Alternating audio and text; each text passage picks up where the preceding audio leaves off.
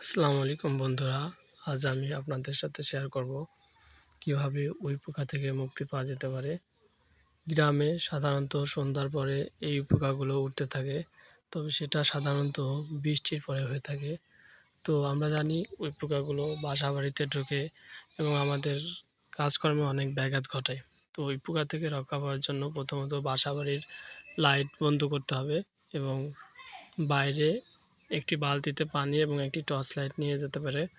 তো বাইরে torch light জ্বালালে সমস্ত উই পোকা দেখবেন সেখানে জড়ো হবে এবং টর্চ লাইটটি বালতির উপরে রাখলে উই পোকাগুলো বালতির ভিতর পড়বে এবং সমস্ত উই পোকায় একই জায়গায় জমা হবে। সেগুলো থেকেও আপনারা আম সেগুলো আস্তে আস্তে পানিতে ফেলে দিতে পারেন ধরে। তো এভাবে আমরা বাসা বাড়িতে উই পোকার অত্যাচার থেকে রক্ষা পেতে পারি। আশা করি